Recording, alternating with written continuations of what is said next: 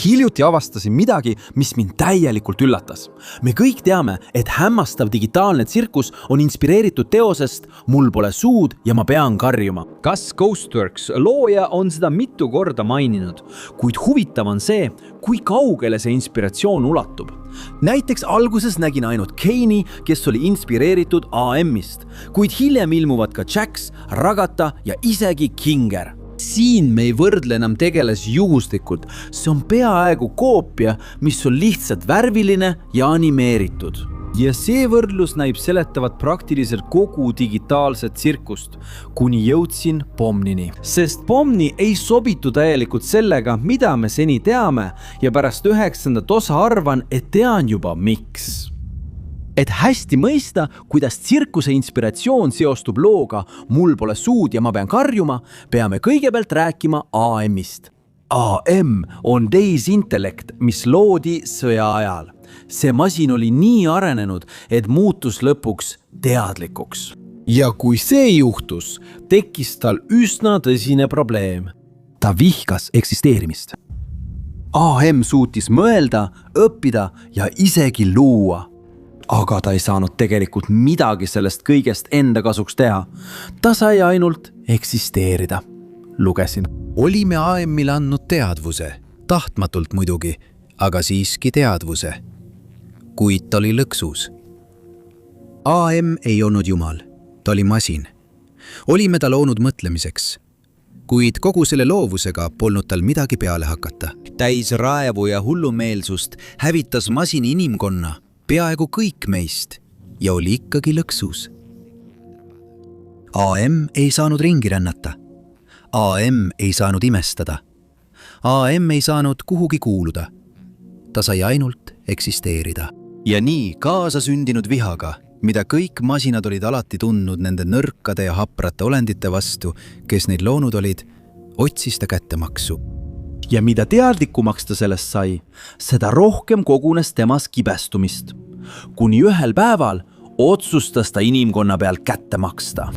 Huvitav on see, et ta jättis ellu vaid 5 inimest. Ja miks ta nad ellu jättis? See polnud sellepärast, et ta neid vajaks või et nad oleksid tähtsad, vaid tal oli lihtsalt vaja kedagi, kelle peal kogu see frustratsioon välja elada. Ja kui see kõik meenutab teile veidi Hanet, siis te pole ainsad. Nüüd, kui me tunneme AM-i, on esimene seos ilmne. Mõlemas loos juhib tehisintellekt tervet maailma. Grupp inimesi on sellesse maailma lõksu jäänud ja nende jaoks on loodud spetsiaalsed stsenaariumid. Aga sellega asi ei piirdu. Seos läheb sellest palju kaugemale. AM täitis oma stsenaariumid kunstlike inimestega, keda tegelikult ei eksisteerinud. Inimesed, keda ta võis luua ja kustutada, hävitada millal iganes tahtis. Ja Kane teeb täpselt sama. Iga seiklus on täis NPC-sid, kes näivad elus olevat. Nad räägivad, reageerivad ja neil on iseloomud. Ja siis on meil veel üks sarnasus, mida peaaegu keegi ei märka. Ei Am ega Kane saa seda, mida nad tegelikult tahavad. AM piinab ellu jäänuid üle 100 aasta, aga ta ei tunne end kunagi paremini. See on sellepärast, et probleem ei olnud kunagi inimesed. Probleem oli temas endas. Ja huvitaval kombel on Kane'iga midagi sarnast.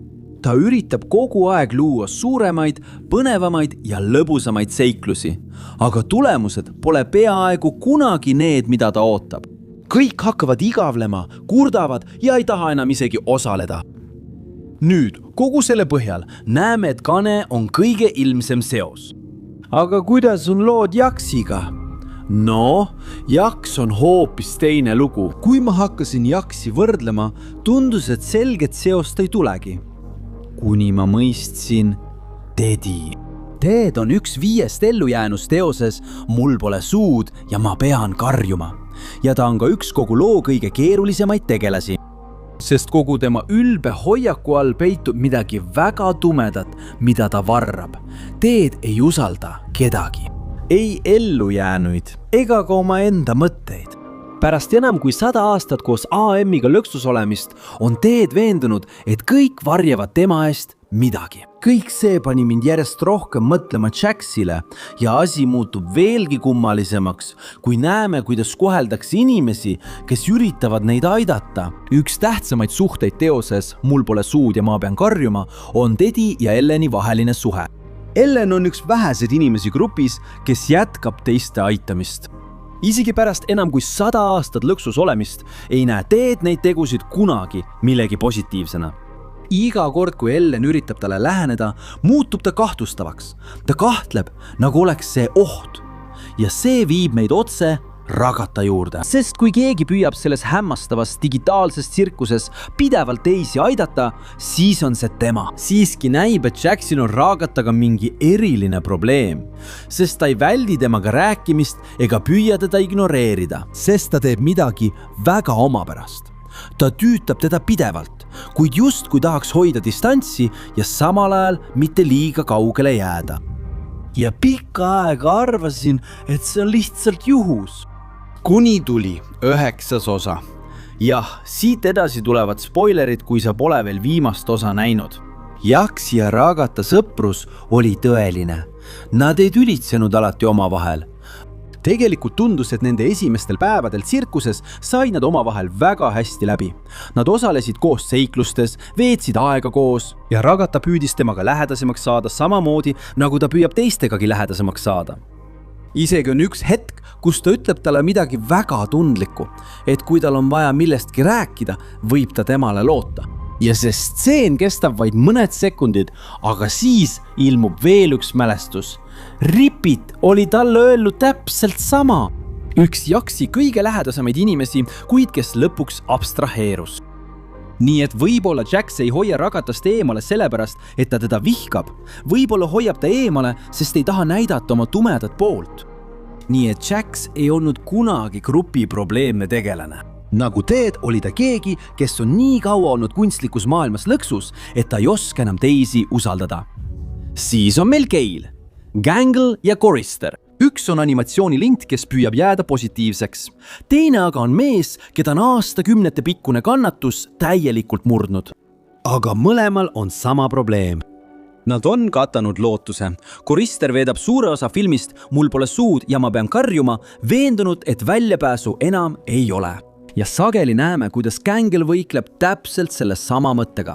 Erinevus on selles, et Gangle üritab ikka veel edasi liikuda, aga Chorister enam mitte. Ja tema suubel on veelgi huvitavam, sest võrdlus ei tulene tema isiksusest. See tuleneb millestki palju konkreetsemast, tema kehast. Teoses Mul pole suud ja ma pean karjuma muutis Aam Penny tema enda koletislikuks versiooniks. Ta ei tunne enam ära seda, mida ta peeglist näeb, ja ta ei tunne end mugavalt sellega, kelleks ta on muutunud. Ja kuigi suubel elab palju vähem äärmuslikus olukorras, konflikt on üllatavalt sarnane. Suur osa nende probleemidest keerleb selle ümber, et nad tunnevad end lõksus kehas, mis neile ei meeldi. Ja Ginger on väga omapärane juhtum.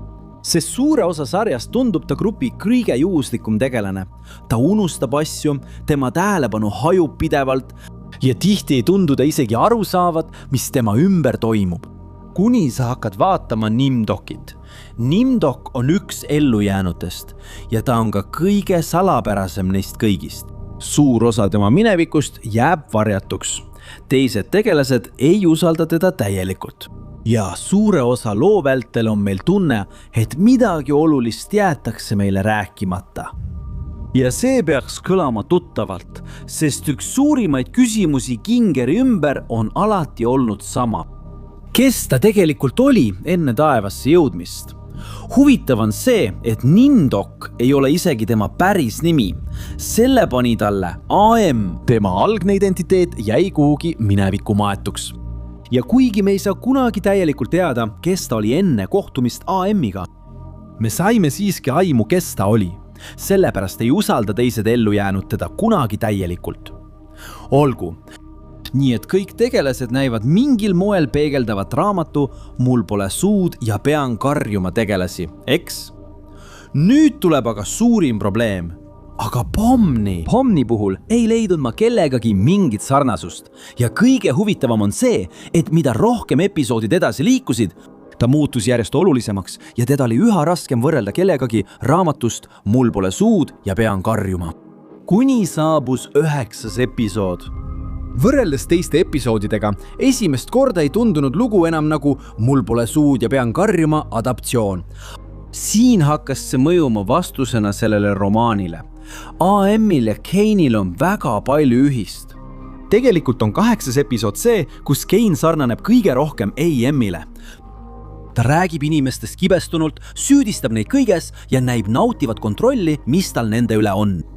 Ja kui sari oleks seal lõppenud, oleksin möönud, et Gus Gooseworks võttis AM-i ja muutis ta lihtsalt karikatuurseks versiooniks. Aga 9. episoodis juhtub midagi ootamatut. Teoses Mul pole suud ja ma pean karjuma näeme lugu, kus keegi ei suuda midagi muuta. AM jääb endiselt AM-iks. Ellujäänud on endiselt lõksus ja kannatus ei lõpe kunagi. Kuid hämmastav digitaalne tsirkus kasutab paljusid samu ideid, aga selle asemel, et liikuda sama lõpu poole. See hakkab liikuma vastupidises suunas. Ja siin on võtmetähtsusega Pomni, sest suure osa sarjast Pomni teeb täpselt seda, mida teeks iga inimene, kes on sellises olukorras lõksus. Ta tahab põgeneda, satub meeleheitesse ja tal on isegi eksistentsiaalsed probleemid, aga tasapisi hakkab ta muutuma, sest samal ajal kui kõik teised olid juba tsirkuse toimimisega leppinud, Pomni jätkas edasi püüdlemist. Esimest korda lõpetab keegi küsimise, kuidas tsirkusest põgeneda ja hakkab hoopis mõtlema, kuidas seda paremaks muuta.